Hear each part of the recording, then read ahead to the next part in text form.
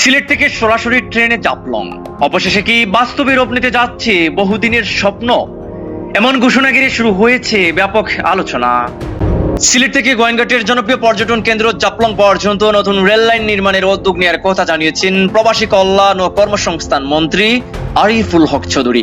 বুধবার সিলেট জেলা প্রেস ক্লাবে আয়োজিত এক অনুষ্ঠানে তিনি জানান, চলতি মাসেই রেলওয়ের প্রকৌশলীরা সিলেটে এসে সম্ভাব্যতা যাচাই করবেন। এরপর করা হবে ফিজিবিলিটি স্টাডি। সবকিছু অনুকূলে থাকলে শুরু হবে এই বহুল প্রত্যাশিত প্রকল্পের বাস্তবায়নের পথ চলা। মন্ত্রী বলেন, এই রেল লাইন চালু হলে শুধু পর্যটকদের যাতায়াতই সহজ হবে না, জাপলং সিলেট রুটে কম খরচে পণ্য পরিবহনও সম্ভব হবে।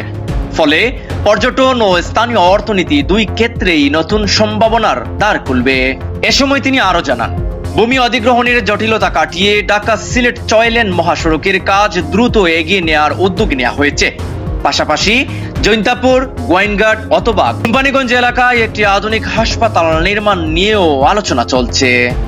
এছাড়া জাপলং, রাতারগুল ও বিছনাকান্দি সহ বিভিন্ন পর্যটন কেন্দ্রে ওয়াশ ব্লক নির্মাণ এবং যোগাযোগ ব্যবস্থার উন্নয়নেও একাধিক প্রকল্প বাস্তবায়নের কথা জানান তিনি।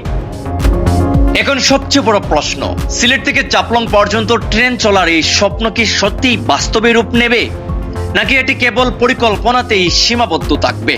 সেই উত্তর দেবে সময়।